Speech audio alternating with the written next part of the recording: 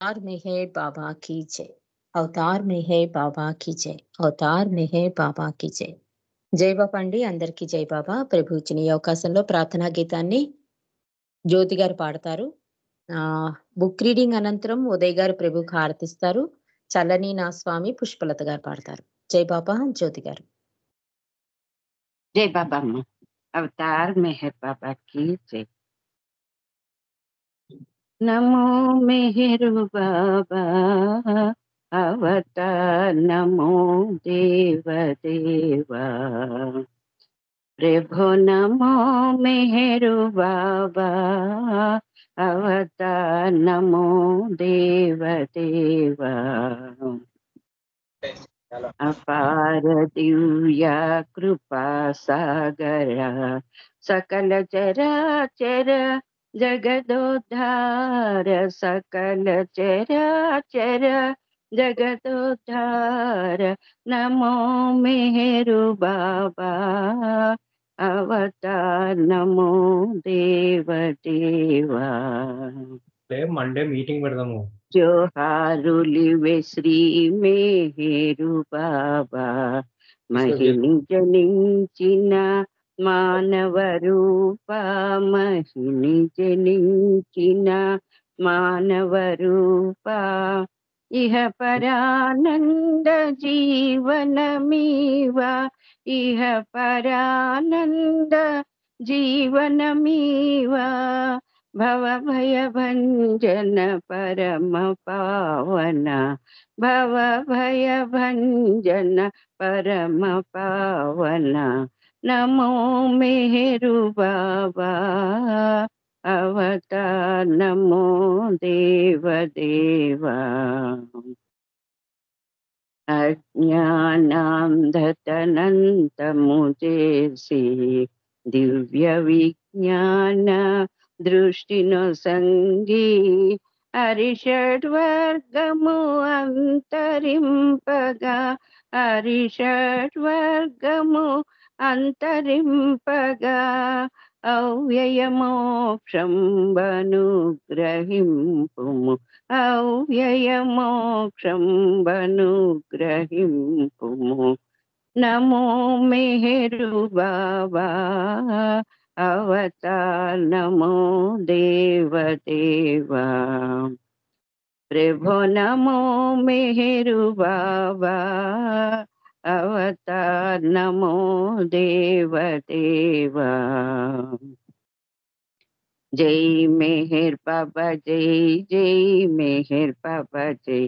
జై మెహర్ బాబా జై, జై మెహర్ బాబా జై. జై మెహర్ బాబా జై, జై మెహర్ బాబా జై.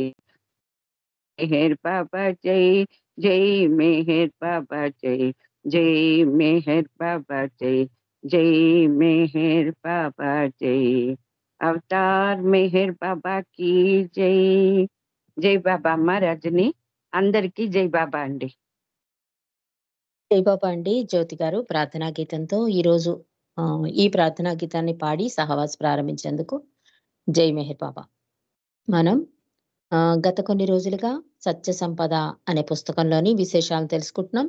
మొదటి భాగం పూర్తి చేసుకున్నాం. రెండో భాగంలో పరిచయం, కృతజ్ఞత, దీని గురించి రుస్తుమి ఏం చెప్పాడో కూడా తెలుసుకున్నాం. నిన్నటి రోజు పరిచయ విశేషాలు కూడా తెలిసాయి. అంటే పరిచయం అంటే ఈ రెండో భాగాన్ని ఎలాగా రాసే ముందు తను ఎలాంటి అనుభూతులను పొందాడు, బాబా ఎంత సహాయం చేశాడు, తన అనారోగ్యం ఎంతగా బాధ పెట్టినా కూడా ఆ బాబాకే ఇంపార్టెన్స్ ఇవ్వడం వల్లనే ఈ పుస్తకం రాయగలిగాను అని రుస్తుంబి ఫల్హాటి మనకు తెలియజేశాడు.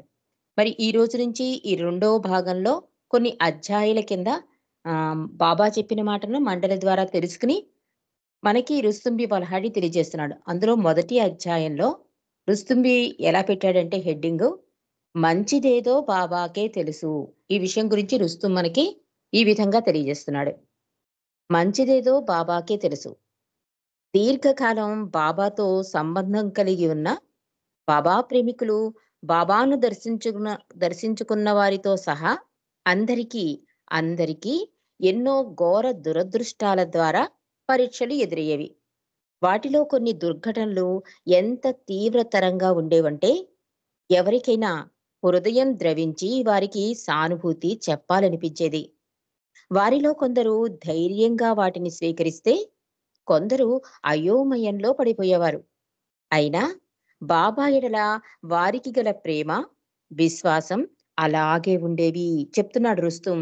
అంటే ఎక్కువ సంవత్సరాల బాబాతో పరిచయం ఉండి సంబంధం ఉన్న ప్రేమికులకే కాకుండా, బాబాని దర్శించుకున్న వారికి కూడా చాలా వాళ్ళ జీవితంలో ఘోర దురదృష్టాలు ఎదురయ్యాయి అని చెప్తున్నాడు. అవి వింటేనే మనకి జాలి, దుఃఖం వచ్చేస్తుంది. వాళ్ళకి వాళ్ళ ఆ మాటలు విని వాళ్ళని సానుభూతి చెప్పాలనిపించేది. అలాంటి పరిస్థితుల్లో ఉండేవాళ్ళు. వాళ్ళు కొంతమందైతే ధైర్యంగా తీసుకున్నారు. అంటే పోన్లే, బాబాకి అది ఇష్టమేమో అని యాక్సెప్ట్ చేసేసారు. కొంతమంది మాత్రం అయోమయంలో పడిపోయారు అని చెప్తున్నాడు. అయినా బాబా ఎడల వారికి గల ప్రేమ, విశ్వాసం అలాగ ఉండేవి. ఒక సందర్భంలో బాబా ప్రేమికులైన దంపతులు వారి బిడ్డతో ఇరిచ్చి వద్ద కూర్చుని ఉండగా చూశాను నేను. రుస్తుం చెప్తున్నాడు. ఆ బిడ్డ చాలా ముద్దుగా ఉన్న, తీవ్రమైన అంగవైకల్యంతో ఉన్నట్లు కనిపించింది. ఆ దంపతులు బాబాను దర్శించుకున్న భాగ్యవంతులు. అంటే బాబా ఉన్నప్పుడు చూసిన వాళ్ళు. అంటే ఎంత అదృష్టవంతులు. కానీ వాళ్ళ పిల్లాడికి మాత్రం అనారోగ్యం ఉంది, అంగవైకల్యం ఉంది. అలాంటి పిల్లాడిని తీసుకొని వాళ్ళు ఇరిచ్చి దగ్గరికొచ్చారు. బాబా సమాధి దర్శనం అయిపోయాక. అలవాటు ప్రకారంగా ఇరిచి అందరి యోగక్షేమాలు అడిగి తెలుసుకున్న తర్వాత, ఆ శిశువు వైపు చూసి అతనెలా కోలుకుంటున్నాడు అడిగాడు ఇరిచ్చి. అంటే ఆల్రెడీ వాళ్ళు మెహరాబాద్ వస్తున్నారనమాట. అతని అనారోగ్యం ఇరిచ్చికి తెలుసు. అందుకే ఇరిచ్చి ఏంటంటే చాలా బాగా గుర్తుపెట్టుకునేవాడండి ఇరిచ్చి కూడా. ఒక్కొక్కళ్ళని యోగక్షేమాలను అడుగుతూ వీళ్ళని చూడగానే ఈ పిల్లాడు ఎలాగుంది ఆరోగ్యం అని అడిగేట. తర్వాత ఆ శిశువు వైపు చూచి అతనెలా కోలుకుంటున్నాడు అని అడిగాడు ఇరిచ్చి. వారు ఇరిచ్చికి అంతకుముందు మెహరాజాద్‌కు వచ్చి వెళ్ళినప్పటి నుండి ఇప్పటి వరకు జరిగిన మార్పుల గురించి వివరించారు. వారు పడిన బాధలు, ఎదుర్కొన్న సమస్యలు ఎన్నెన్నో, ఎన్నెన్నో వాటిని వారు వివరంగా చెబుతూ ఉంటే, మేమందరం మౌనంగా ఆలకిస్తూ వారి హృదయాల్లో గల ఆవేదనను అర్థం చేసుకుంటున్నాం అని చెప్తున్నాడు రుస్తుం. రుస్తుం ఎదురుగుండానే జరిగింది ఈ సంఘటన. వాళ్ళు ఎప్పుడూ బాబా బాబా భౌతికంగా ఉన్నప్పుడే చూసిన వాళ్ళు. వాళ్ళకో పిల్లాడు పుట్టాడు. కానీ అంగవైకల్యంతో పుట్టాడు. వాళ్ళు ప్రతి ఏడాది కూడా మెహరాబాదు వస్తారు. కాబట్టి ఇరిచి వాళ్ళని చూడగానే గుర్తుపట్టి ఎలా ఉంది ఆరోగ్యం, ఇంప్రూవ్‌మెంట్ అడిగితే వాళ్ళు చెప్తున్నారు. ఇక్కడి నుంచి వెళ్ళాక ఎలాగా ఈ అనారోగ్య సమస్య ఎంత ఉధృతమైంది, ఆ పిల్లాడు ఎంత బాధపడ్డాడు, ఇవన్నీ చెప్తున్నారు. చెప్తుంటే మేమందరం మౌనంగా వింటున్నాము అని చెప్తున్నాడు రుస్తుం. అన్నీ వివరంగా చెప్పిన తర్వాత ఆ పిల్లాడి తండ్రి ఇరిచిని ఇలా అడిగాడు. మా సర్వస్వం బాబాకు అర్పించి ఇన్ని సంవత్సరాలు బాబా కోసమే జీవించున్న తర్వాత మా బిడ్డకు ఇంతటి బాధను బాబా ఎందుకిస్తున్నారో నాకు ఎన్నటికీ అర్థం కావటం లేదు ఇరీచ్ అన్నాడు పిల్లాడి తండ్రి. ఇరిచి చాలాసేపు మౌనంగా ఉండి, ఆ మౌనం ద్వారానే ఆ దంపతుల బాధను అనుభవించి చూస్తున్నాడేమో అన్నట్లుగా ఉందిట. ఎప్పుడైనా అంతే ఇరిచి వెంటనే సమాధానం ఇవ్వరు. కాసేపు పాజ్ అయిపోతారండి. అలాగే ఈసారి కూడా అలా అయిపోయాడు. కానీ ఆ మౌనం ఎలా అనిపించిందంటే, ఆ బాధ ఆయనకి అనుభూతి పొందిందా అన్నంతగా అనిపించింట ఆయన రుస్తుంకి ఇరిచిని చూస్తుంటే. ఇరిచి అప్పుడాయన ఆ దంపతుల వైపు తిరిగి చాలా గంభీరంగా ఇలా చెప్పారు. ఆ బాధలు ఇవ్వాలని బాబా నిర్ణయించినప్పుడే ఆ ఆత్మ యొక్క హితం కోసమే ఆ నిర్ణయం చేశాడు అని, వేరే ఏ కారణం కాదని మీరు తెలుసుకోవడం అవశ్యం. మీ మనస్సులో ఇంకా ఎలాంటి సందేహానికి చోటివ్వకండి. ఆ ఆత్మ యొక్క అత్యుత్తమ లాభమే బాబా మనసులో ఉంటుంది. మరేదీ కాదు అన్నారు రిచి. అంటే ఏ ఆత్మ ప్రయాణానికి ఏది అవసరమో అదే ఇస్తానని బాబా హైయెస్ట్ ఆఫ్ ది హైలో కూడా చెప్పేశారు. అలాగే ప్రతి ఆత్మని గమ్యం చేర్చడమే నా కర్తవ్యం, నా బాధ్యత అన్నాడు తండ్రి. చాలా సార్లు బాబా చెప్పేశారు. కాబట్టి ఇరిచి కూడా అదే అంటున్నాడు. ఆ బాధలేమి ఆ బా ఆ ఆత్మ వచ్చాక పెట్టలేదు బాధలు. ఆల్రెడీ నిర్ణయం అయిపోయాయి ఆ బాధలు. ఎందుకంటే కర్మ ఫలాలు అంటారు కదా! అది మనమే చేసుకుంటామండి. మళ్ళీ జన్మకి పునాది మనం చేసుకున్న కర్మల ఫలితమే. ఒకళ్ళు పొడుగ్గా, ఒకళ్ళు పొట్టిగా, ఒకళ్ళు లావుగా, ఒకళ్ళు పేదగా, ఇవన్నీ కూడా పూర్వజన్మ సంస్కారాలు అని చెప్పారు బాబా. ఇక్కడ ఇరిచి కూడా అదే అంటున్నాడు. ఆ నిర్ణయం అయ్యాకే అతనొచ్చాడు. కాబట్టి ఒకవేళ ఇది ఇలా ఉండడం అన్నది అతని ఆత్మ ప్రయాణానికి మంచిదే బాబా ఇస్తాడు అని విశ్వాసాన్ని ఉంచండి. కాబట్టి ఎలాంటి సందేహానికి తావివ్వద్దు అంటున్నాడు. ఇక్కడ మనం బాబా చెప్పిన ఒక ఇన్సిడెంట్ అంటే మనకు కొంచెం అవగాహన అంటే ఈ బాధల్ని ఎలా తీసుకోవాలి అని అడిగినప్పుడు చాలా అద్భుతంగా బాబా చెప్పిన ఒక ఇన్సిడెంట్ అండ్ బాబా చెప్పిన మాటలు కూడా ఈ పుస్తకంలో లేకపోయినా ఇక్కడ మనం ఒక్కసారి తలుచుకుంటే అండి, అంటే ఇరిచి కరెక్ట్ గానే చెప్పాడు. కొంచెం విశదీకరిద్దాం. అంటే బాబా ఇంకొంచెం మనకు అర్థమయ్యే రీతిలో చెప్పిన విషయాన్ని మనం తెలుసుకుందాం. బాబా అన్నారు, భగవంతుడు ఎప్పుడూ కూడా అన్యాయం చేయడు అని చెప్తున్నారు. రామకృష్ణయ్య గారు కూడా అదే అంటారు. భగవంతుని నమ్ముకున్న వాడికి ఆలస్యం అవుతుంది గాని అన్యాయం జరగదు అని. ఇక్కడ బాబా కూడా ఏమంటున్నారంటే, నిజానికి ప్రతి జీవాత్మను పరమాత్మ వైపు నడిపించడమే భగవంతుని ప్రధాన కర్తవ్యం. ఇది ప్రతి మానవుడు గుర్తుపెట్టుకోవాలి. ప్రతి జీవాత్మ అంటే అంటే రాయి నుంచి మానవుడి వరకు అంటే అందులో ఉంటుంది కదా జీవాత్మ. అవన్నీ స్టేజ్‌లు దాటుకున్నాకే మనం పరిపూర్ణమైన మానవులు అయ్యాం. కాబట్టి బాబా ఏం చెప్తున్నారు? ప్రతి జీవాత్మను పరమాత్మ వైపు నడిపించడమే భగవంతుని ప్రధాన కర్తవ్యం. ఆ పని కొరకు ఏ ఆత్మకు ఏది అవసరమో అదే చేస్తాడు భగవంతుడు అంటున్నాడు. కాబట్టి ఆయన చేసే పని మీకు అవగాహనకు అతీతమైనది అన్నారు బాబా. దీనికి చక్కటి ఉదాహరణ కూడా చెప్పారు. అదేంటంటే, ఒక చక్కటి వస్త్రం ఉంటుంది కదా! దాని మీద ఎంబ్రాయిడరీ వర్క్ చేస్తాం. ఒక పువ్వులు, లతలు, సీతాకోక చిలుకలు చాలా అందంగా ఉంటుంది. అదెలా కనిపిస్తుంది మనకి ఆ ఫ్రంట్ చూడగానే, అబ్బా! ఎంత బాగా డిజైన్ చేశారండి, ఎవరండి అని మెచ్చుకుంటాం. అది తిరగేసి చూస్తే ఏమంటాం? ఇంత అసహ్యంగా ఎవరు కుట్టారండి. తిరిగేస్తే ఏమవుతుంది? ఆ అడుగున దారాలన్నీ గజిబిజిగా ఉంటాయి. కానీ ఫ్రంట్ చూస్తే మాం ఆ డిజైన్ చాలా అందంగా ఉంటుంది. కానీ తిప్పి చూస్తే ఏమవుతుందండి? మనకేం అర్థం కాదు. పైగా కామెంట్ కూడా చేస్తాం. ఇంత దరిద్రంగా కుట్టారేంటండి అంటాం. అలా ఉంటుంది నీ పరిస్థితి అని చెప్తున్నారు బాబా. ఇలా కుట్టిన వానికి మతి లేదేమో అనిపించక మానదు. అదే విధంగా భగవంతుడు ఎప్పుడు మన జీవితాలకు సరైన వైపుకే తిప్పుతూ ఉంటాడు. అంటే రైట్ సైడే తిప్పుతాడు. కానీ మనం ఏం చేస్తున్నాం? రాంగ్ సైడ్ చూస్తున్నాం. దేనివల్ల? పరిమిత జ్ఞానంతో అంటున్నారు బాబా. ఈ పరిమిత జ్ఞానంతో జీవించే మీరు మాత్రం మీ జీవితాలను అపసవ్యమైన వైపు అంటే రాంగ్ సైడ్ నుంచి చూస్తున్నారు. దానివల్ల వచ్చిన ఈ చిక్కంతా అందుకనే భగవంతుడు చేసే ఏ చర్యని కూడా మనం బేరీజు వేయకూడదు అని మనకు అర్థం కాదు. అందుకే బాబా నన్ను ప్రేమించండి గాని నన్ను అర్థం చేసుకోవడానికి ప్రయత్నించకండి. అంతేగా అని చెప్తూ నేను చేసింది కాదు నేను చెప్పింది చేయండి అని కూడా బాబా చెప్తారు. కాబట్టి ఇక్కడ ఏం చెప్తున్నారు బాబా? అందమైన వస్త్రం మీద కుట్టిన డిజైను రైట్ సైడ్ చూస్తే అందంగా కనిపిస్తుంది. రాంగ్ సైడ్ చూస్తే నీకేమీ అర్థం కాదు. ఎందుకంటే నీకది కుట్టడం రాదు కనుక. అది కుట్టిన వాడికే తెలుస్తుంది. అలాగే భగవంతుడు కూడా. భగవంతుడు ఎప్పుడూ కూడా రైట్ సైడే ఉంటాడు. అంటే రైట్ సైడ్ చూస్తేనే నీకు అర్థమవుతుంది. అలా చూడాలంటే ముందు రాంగ్ సైడ్ నీకు అర్థం కావాలి. కాబట్టి ఈ పరిమిత జ్ఞానంతో నువ్వేం చేస్తావు? నాకన్నీ తెలుసనుకుని ఈ రాంగ్ సైడ్ చూసి అన్నీ తెలుసనుకుంటున్నావు. కానీ నువ్వు చూడవలసింది రైట్ సైడు అంటున్నారు. కాబట్టి భగవంతునికి మన ఆత్మ ప్రయాణం తెరిచిన పుస్తకం వంటిది. అంటే మీకు మీ ఈ ఒక్క జన్మ గురించే తెలుసు. అందువలన భగవంతుడు చేసే పనులు మీకు అపసవ్యంగా అనిపించవచ్చు అన్నారు బాబా.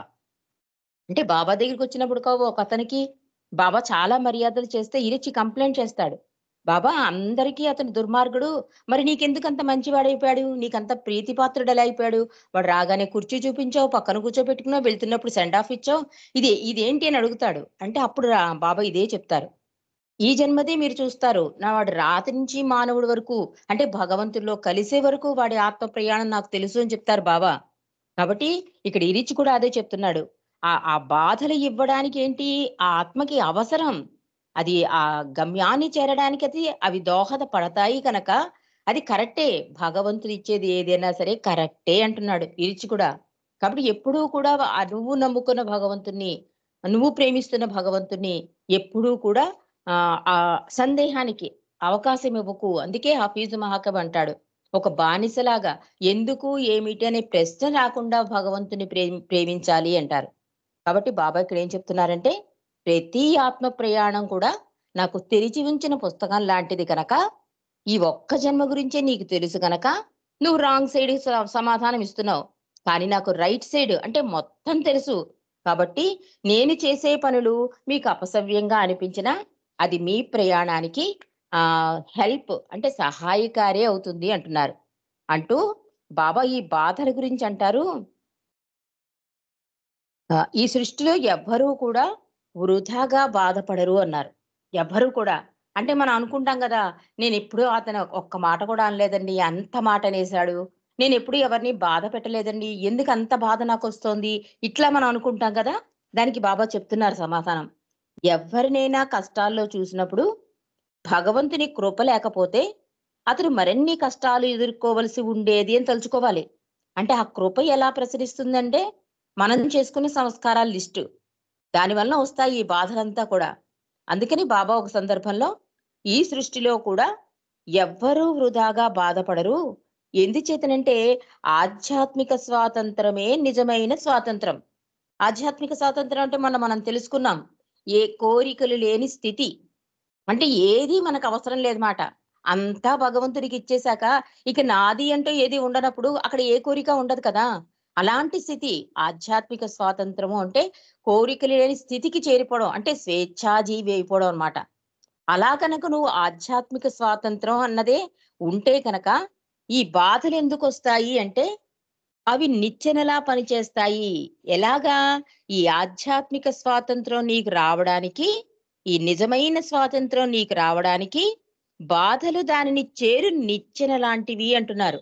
అంటే భగవంతుని దశ తిరగడానికి, భగవంతుని చేరడానికి ఈ ఆధ్యాత్మిక స్వాతంత్రం అంటే ఇంక నాకు ఏదీ వద్దు బాబా నువ్వే తప్ప అని అనే స్టేజ్‌కి తీసుకొచ్చేస్తాడన్నమాట. అందుకని ఈ బాధలెలాంటివి? నిచ్చెన లాంటివి అంటున్నారు బాబా. కర్మ శాసనం ప్రకారం అనుభవించవలసిన బాధలు అనుభవించిన తర్వాతనే సంస్కార నివృత్తి జరిగి ఆత్మ పరమాత్మలో ఐక్యమవ్వగలదు. అంటే పూర్తి సంస్కారాలు బ్యాలెన్స్ అయిపోవాలి. అది మంచిదైనా చెడ్డదైనా కూడా. చెడ్డవి ఎక్కువైతే మంచివి చేయాలి. మంచివి ఎక్కువైతే చెడ్డవి చేయాలి. కానీ ఇవి ఎలా మనకి తెలుస్తాయి? ఇందులో నీ బుర్ర పెట్టొద్దు అన్నారు బాబా. ఎప్పుడూ మంచి కర్మలు చేసుకుంటూ వెళ్ళిపోవడమే. ఇది మంచి కర్మలు ఎక్కువ చేశానండి, చెడ్డ కర్మలు ఎక్కువ చేశానా, నాకు బ్యాలెన్స్ అయ్యాయి ఇవన్నీ నీకు తెలీదు. అసలు నీ సబ్జెక్టే కాదు అంటున్నారు. ఇంటర్ఫియర్ అవ్వద్దన్నారు. ఎందుకు? ఇందాక డిజైన్ చేసింది చూడండి. మన రాంగ్ సైడ్ చూడడం వల్ల ఇదంతా తిప్పలు. రైట్ సైడ్ చూస్తే అసలైన గమ్యం చేరడానికి ఇంట్రెస్ట్ చూపిస్తావు. కాబట్టి అందులో ఇంటర్ఫియరెన్స్ అవ్వద్దు అంటున్నారు బాబా. కాబట్టి ఈ సంస్కార నివృత్తి జరిగే వరకు నీ జీవితంలో ఏం జరిగినా కూడా నా ఆత్మ ప్రయాణానికి అది కష్టమైనా, సుఖమైనా కూడా నా ఆత్మ ప్రయాణానికే ప్రభువు ఇస్తున్నాడని స్వీకరించు అంటున్నారు బాబా. కాబట్టి నా పనులు మీకు తత్తరపాటు కలిగిస్తున్నాయి అంటే మీకు నా ఎడల పూర్తి విశ్వాసం లేకపోవడమే అంటున్నారు. ఇదే కారణం. ఈ కారణం వల్లే నువ్వు ఇన్ని బాధలు పడుతున్నావు. పొద్దున ప్రార్థన చేసేస్తావు. కాస్త ఏదైనా బాధ కలిగితే కంగారు పడిపోతావు, బెంబేలు పడిపోతావు. కానీ నువ్వు మరి ప్రార్థనలు ఎలా చేసావు? సర్వరక్షకుడా, సర్వపోషకుడా, సర్వాంతర్యామి ఇలా ప్రార్థన చేసావు. అంటే నిజంగా నీ ప్రార్థన నిజాయితీది కాదు. లేదా నువ్వు చెప్తే గాని తెలుసుకోలేని వాడినైతే నేను భగవంతుడిని కాదు అన్నారు బాబా. కాబట్టి బాబా ఇక్కడ ఏం చెప్తున్నారంటే అస్సలు తత్తరపాటు వద్దు, భయం వద్దు. అందుకే పర్వర్ది గారి ప్రార్థన. ఏ స్థాయి భగవంతుడి నీడలో మనం ఉన్నామో తెలియజేస్తూ ఉంటుందండి. పర్వర్ది గారి ప్రార్థన సర్వపోషక, సర్వరక్షక అది అలా గబగబా చదవకుండా పదాల మీద దృష్టి పెట్టి చదువు అంటున్నారు బాబా. ఎప్పుడైతే పదం మీద దృష్టి పెడతామో అప్పుడు మనకి అనుభూతి కలుగుతుందండి. యెస్, నేను ప్రేమించే భగవంతుడు ఇంత ఉన్నతోన్నతుడు అనే అనుభూతి కలిగిందనుకోండి, అప్పుడు ఏం జరిగినా నువ్వు చెలించవు. బాధొచ్చినా, ఆనందం వచ్చినా కూడా ఆనందం కూడా నిన్నేమీ చేయలేదు అంటారు బాబా. ఎందుకంటే ఆనందానికే కదా మనం మమేకమైపోయి బాధలో ఏం చేస్తాం? భగవంతుని నిందలేస్తాం. అది అందులో ఇంకే మార్పు రాదు మాట. స్థితప్రజ్ఞతొచ్చేస్తుంది అని చెప్తున్నారు బాబా. కాబట్టి అందువలన అనుమానం అనే దానిని కూకటి వేళ్ళతో పెకిలించేయండి. నేనేది చేసినా అది అందరి మంచి కొరకేనని బాగా గుర్తుపెట్టుకోండి. నేను చేసే పనులన్నీ నా దివ్య ప్రేమ నుండి జనించిన నా దైవీ ప్రేరణ మాత్రమే అంటున్నారు బాబా.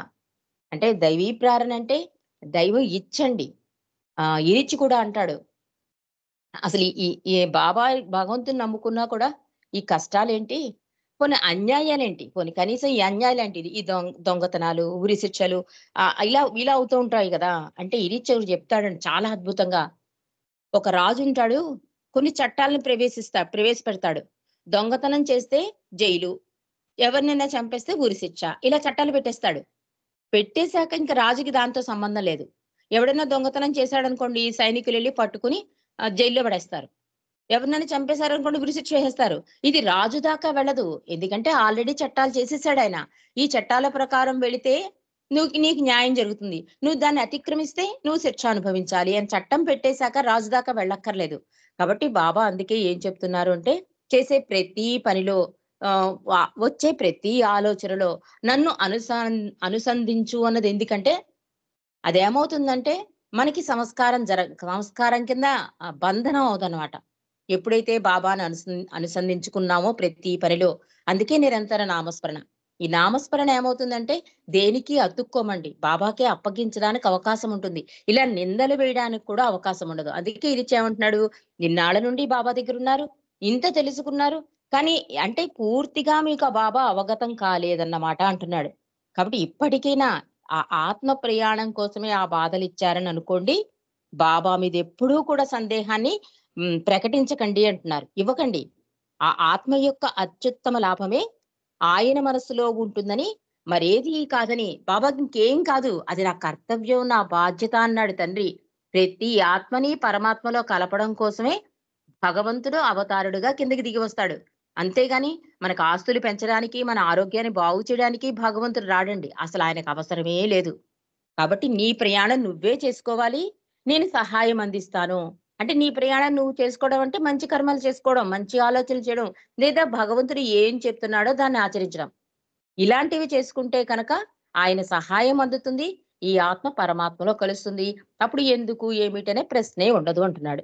కాబట్టి ఈరోజు ఇది చెప్పడం ఆపేశాక రుస్తూం అంటున్నాడు, మేమందరం కూడా మౌనంగా ఉండిపోయాం. అంటే ఇంకక్కడ కంప్లైంట్స్ ఏమున్నాయి? ఇరిచి చెప్పింది కరెక్టే కదా! బావ చెప్పింది కరెక్టే. ఇరిచి చెప్పింది కరెక్టే. ఇరిచి ఏం చెప్తున్నాడు? నిజంగా నీకు విశ్వాసం ఉంటే నా ఆత్మ ప్రయాణానికే బాబా ఇది చేస్తున్నాడని నువ్వు కంప్లెయింట్ ఇవ్వు. బాబా కూడా ఏమంటున్నారు? నువ్వు రాంగ్ సైడ్ చూస్తున్నావు. దాని వలన వచ్చిన తంటంతా రైట్ సైడ్ చూడ్డం అలవాటు చేసుకో. అంటే రైట్ సైడ్ అంటే భగవంతుని దశ తిరగాలమాట. అంటే ఆయన ఒక ఆధ్యాత్మిక మార్గంలో అడుగెడగాలన్నా, భగవంతుని వైపు చూడాలన్నా ఇదంతా కూడా ఆయన కృప కావాలండి. ఆ కృప కావాలంటే నీ ప్రయత్నం కావాలి. నీ ప్రయత్నం కావాలంటే ఇలా మంచి సంస్కారాలు చేసుకోవడం, నిరంతర నామస్మరణ. ఇవి రాపోతే భగవంతుని ప్రేమించడంలో బాబా ఎన్నో చెప్పారు. భగవంతుని ప్రేమించడం ఎట్లు అని. దానిలో ఏదో ఒకటి ఆచరించు అన్నీ వచ్చి కూర్చుంటాయని చెప్పారు.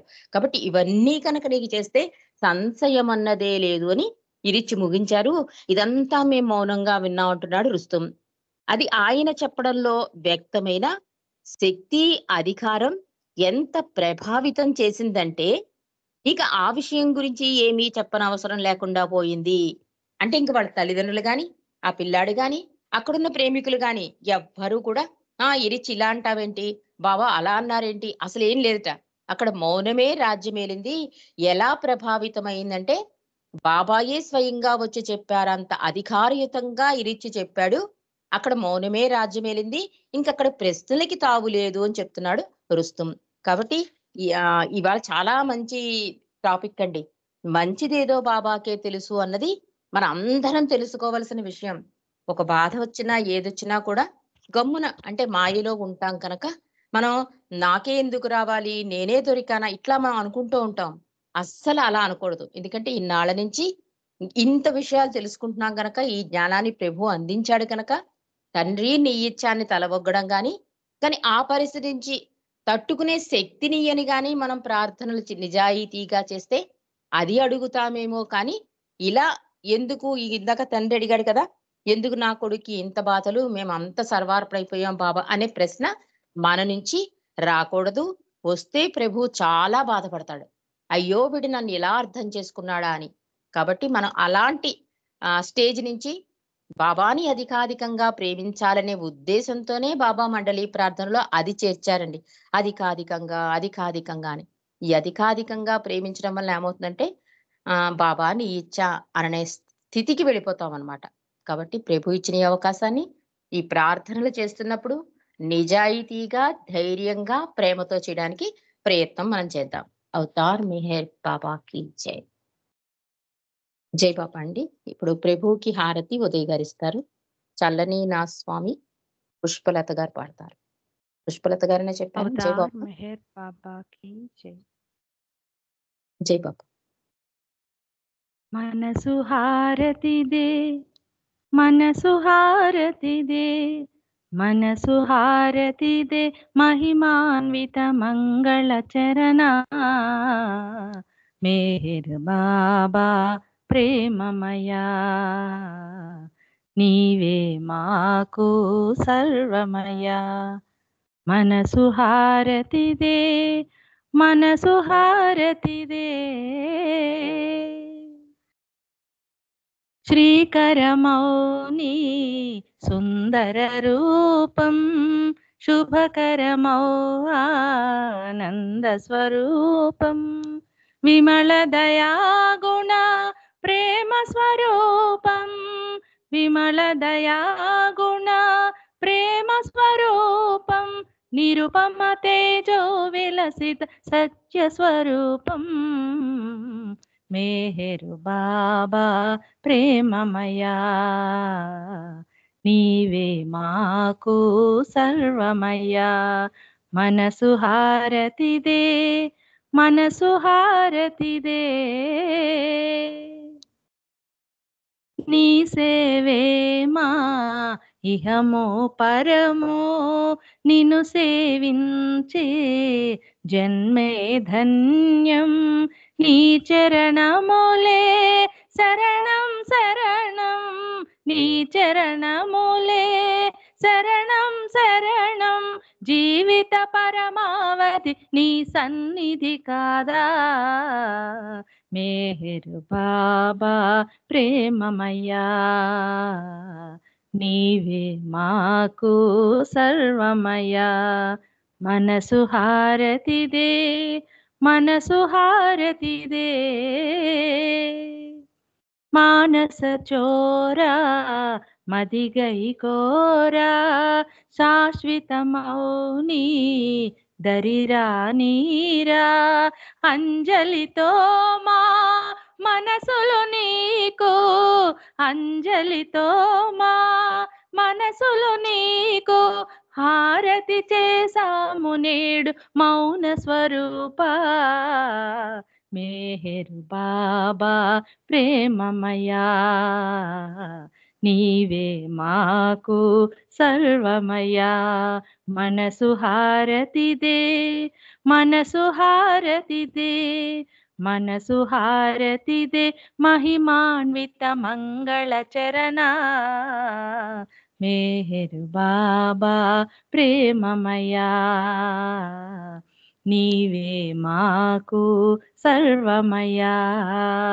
జై బాబా, జై బాబా, జై బాబా, జై బాబా, జై బాబా, జై బాబా, జై బాబా, జై బాబా, జై బాబా, జై బాబా, జై బాబా, జై బాబా, జై బాబా, జై బాబా, జై బాబా. మెహర్ బాబా की जय, मेहर बाबा की जय, मेहर बाबा की जय, मेहर बाबा की जय, मेहर बाबा की जय, मेहर बाबा की जय, मेहर बाबा की जय, मेहर बाबा की जय, मेहर बाबा की जय, मेहर बाबा की जय, मेहर बाबा की जय, मेहर बाबा की जय. अवतार मेहर बाबा की जय. जय बाबा.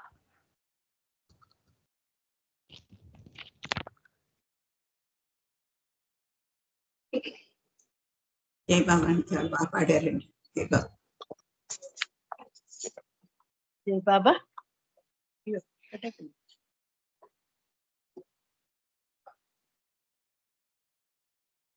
జై బాబా. వినబడుతుందా? జై బాబా వినబడుతుంది. పాడ వినిపిస్తుందండి, వినిపిస్తుంది. అవతార్ మెహర్ బాబా కీ జై. చల్లని మా స్వామి సెలవీయవయ్యా, చల్లని మా స్వామి సెలవీయవయ్యా, నీ సేవకై మేము మరలా వచ్చెదమయ్యా, నీ సేవకై మేము మరలా వచ్చెదమయ్యా, చల్లని మా స్వామి సెలవీయవయ్యా. మెహరు నామమే నిత్యము కీర్తించులాగు, మెహరు నామమే నిత్యము కీర్తించులాగు, ఎల్లవేళల నిన్ను స్మరించులాగు, ఎల్లవేళల నిన్ను స్మరించులాగు, చల్లని మా స్వామి సెలవీయవయ్యా, నీ సేవకై మేము మరలా వచ్చెదమయ్యా, నీ సేవలో మేము తరించులాగు, నీ సేవలో మేము తరించులాగు, ప్రేమతో దీవించి సెలవీయవయ్యా, ప్రేమతో దీవించి సెలవీయవయ్యా, చల్లని మా స్వామి సెలవీయవయ్యా, నీ సేవకై మేము మరలా వచ్చెదమయ్యా, చల్లని మా స్వామి సెలవీయవయ్యా, సెలవీయవయ్యా, సెలవీయవయ్యా, సెలవీయవయ్యా. అవతార్ మెహర్ బాబా కీ జై. జై బాబా. రజనీ గారు.